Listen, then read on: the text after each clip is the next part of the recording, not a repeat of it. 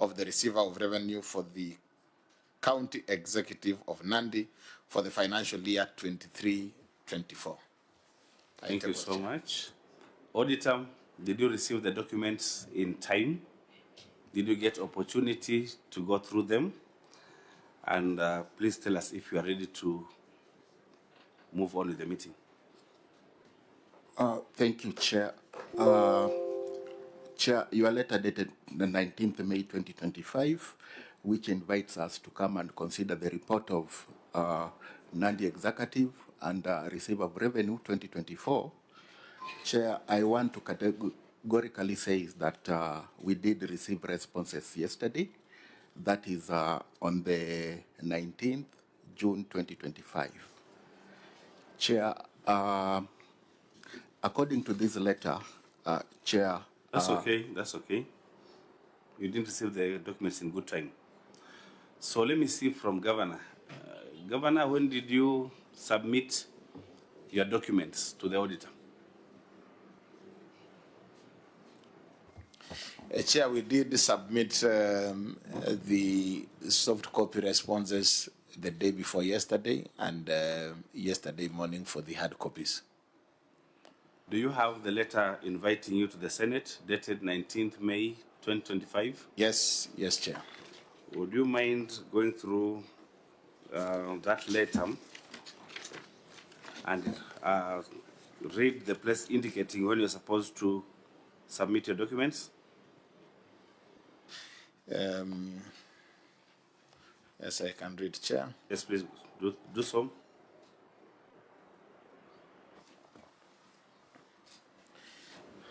Chair, the section on submission of documents indicates. Starting with kindly further note yes. that the following matter, take note of the following matters. The committee requests that you acknowledge receipt of the invitation by a letter to the office of the clerk of the Senate, submitted by email on the addresses given and copied to the email address of the committee clerk below by Friday 13th June 2025.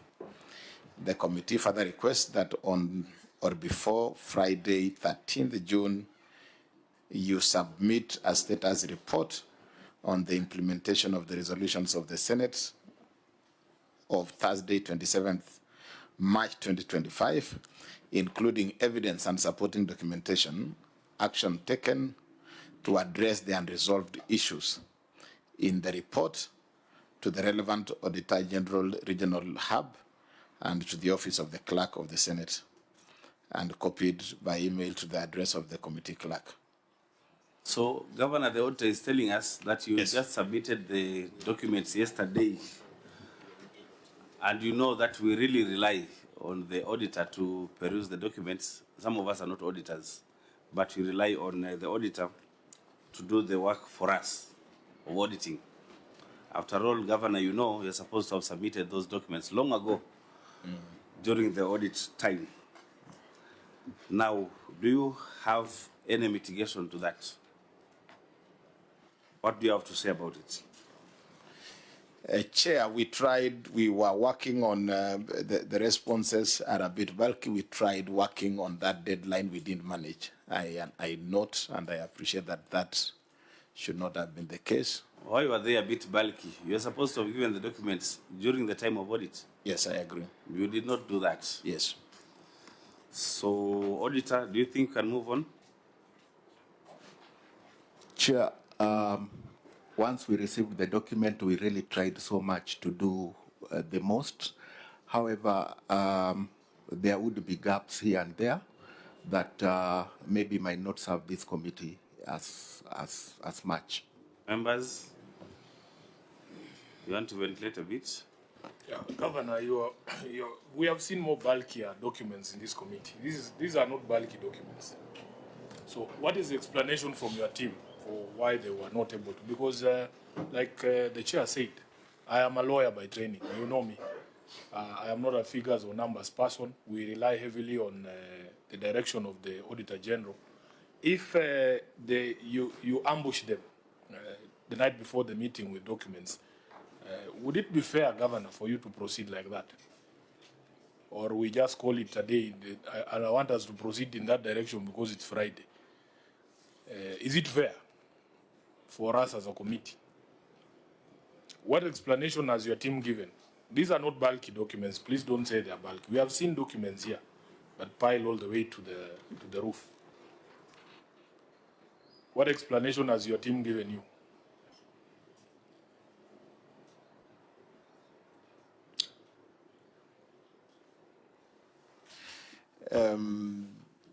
Chair, really, other than the fact that my team tries to tell me that they have also been interacting with the auditors all through the process, that cannot mitigate the fact that just provision of documents should have been done at the right time. So, Chair. Auditor, is it true that this team in Nandi has been cooperating all through the audit process? Chair, we've been interacting, especially for this, the preparation for this committee, we began interacting on Wednesday. However, Chair, auditing this client has some few What are you challenges. interacting on and there are no documents? Annexed, yes. He was about to tell us something, Chair. Let him Yes, go ahead, go ahead. Yeah, Chair, this client, we've been having a bit of challenges, especially on matters to do with the timeliness in the provision of documents, non-provision of documents, and probably these matters needs to be known by this committee, Chair. Governor, what is the challenge? Because you know we have the law and you are a lawyer and a former senator. Governor, who's the person responsible for, who have you in your team who's in charge of these things? Because speaking for myself, as an accounting officer for ODM, the finance manager at Chungwa House, Kawino, is in charge of provision of documents, and he does it religiously. Who is that person in Nandi that is giving the auditor general problems when it comes to provision of documents? Chair, this is, and you are all aware, I've appeared before this committee before. We have not had this kind of a challenge previously, not just in this, only before this committee, but many other committees of this House. But Chair, in the course of last year, we had a huge setback as a county where we had a human resource audit whose outcome ended up leading to revocation of appointment letters for quite a number of our staff, including a lot of the staff within the finance department. We are in the process of dealing with, the recommendations and the outcome of that audit process. That really significantly affected the human resource team that we have within the county. And that has really... So do you have a name? I want a name. The name, of course, the CEC in charge of finance is Who is that? team, Alfred Sitadia. Alfred, the auditor is saying you don't cooperate, non-provision of documents, no timeliness in provision of documents. What is your story? Why are you affected by the HR audit? Thank you. Through the chair, I'd wish to mention that, as the auditor said, is that we've really had good engagement, especially in the last 2 weeks or so, in terms of getting the documents. When the process of HR happened, most of the people who were involved in archiving and producing the documents were not around. So I've had to get a new team under the supply chain management to really work around the documents. So it is a one-off problem that as soon as we're able to resource the department, we shouldn't have this problem, and we put measures in place to ensure that. So when are you resolving? Because you are late again, even for this chair. Yeah, through the chair is that we really even requested the County Public Service Board to expedite the staff specifically in charge of finance so that then they can come and really help to sort with the backlog that we have. Thank you. You're saying during the human resource audit, some files were cut away by the people who are removed? Not sure. I'm saying the people who are involved in handling the files were affected in the process in that they were given the letters of termination. So, but we've requested the board that they give priority because they've been doing department by department. Through the guidance of the governor, we're actually in the process of interviewing So the finance where is team. that request? I assume it is a request in writing. To the board? Where is it? Well, the evidence is that actually interviews are ongoing for finance, which has taken Alfred, precedence. where is the request? We don't have that in writing, Chair. You request the board through oral discussions. Yes, we usually have engagement meetings, and the governor has been chairing, and he's given directions on prioritizing some of the If it is a meeting, it has minutes. Minutes would be available. We should be able to retrieve those ones. Yeah. Show us those minutes. Chair, they may not be part of this file, but those are available within the county. We can provide within an agreed period.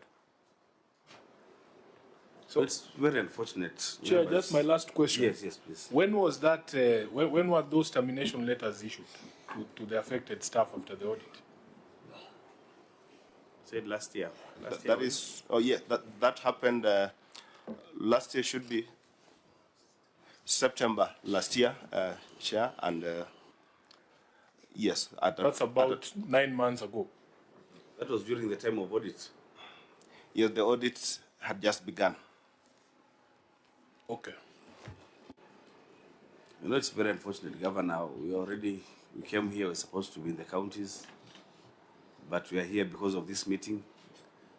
Now, I don't know even if we decided to continue and the auditors have not looked at the documents, I don't know how we would proceed.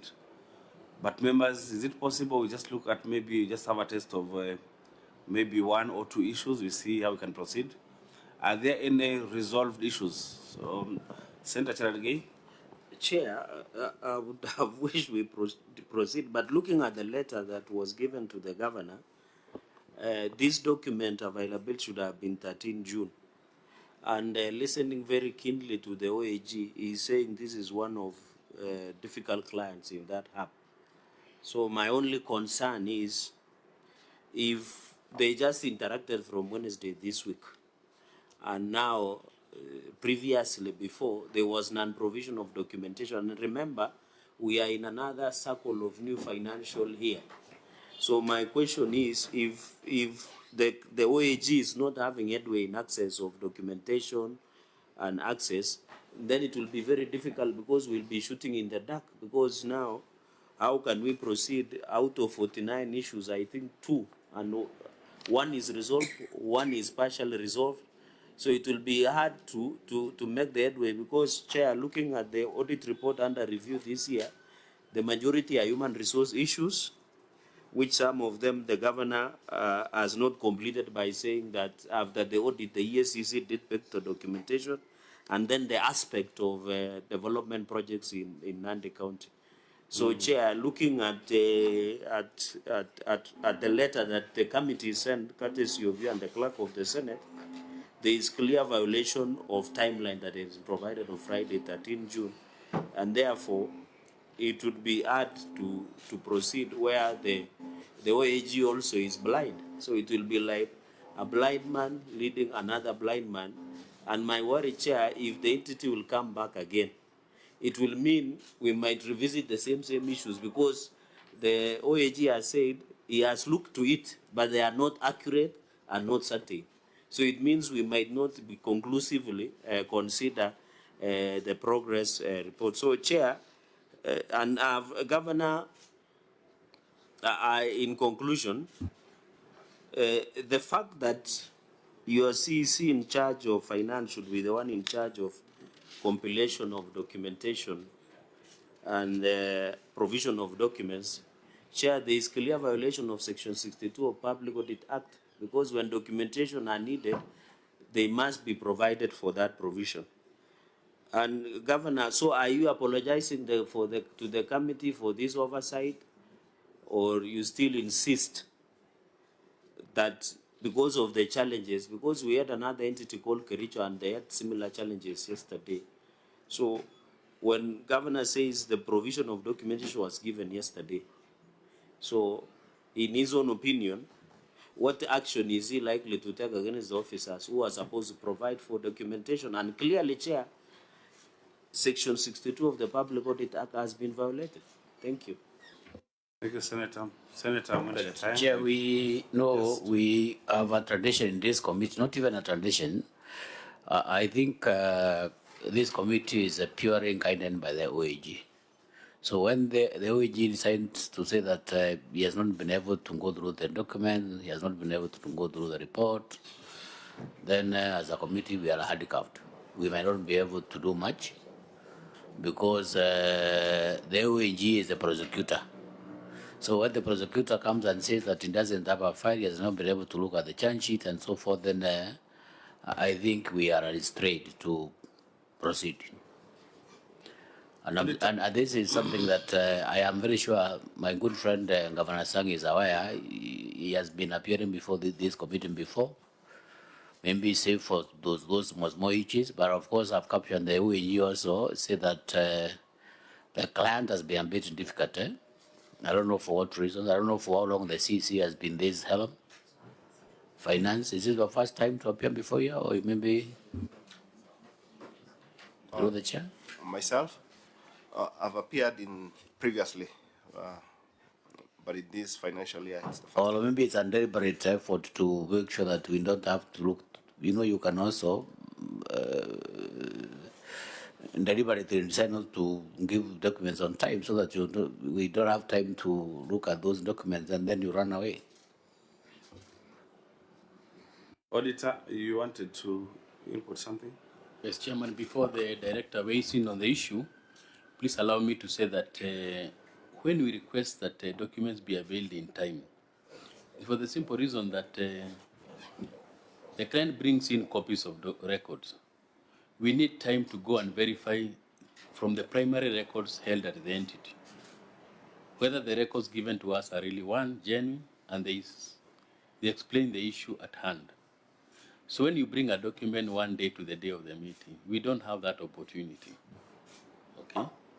We also need to do additional audit tests on the documents now provided. So when you bring a record one day to the meeting, we don't have that opportunity. We are denied that opportunity to do additional audit tests that we'll have done if the documents were availed when you were on the ground doing the audit, or after you have submitted them. We have a few days to be able to go to the ground and perform those additional tests. So, Chairman, we are really constrained in being able to advise this committee. Thank you, Chairman.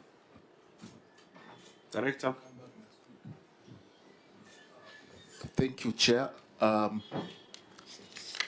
Chair, what we are supposed to discuss are 49 issues, and you'll find that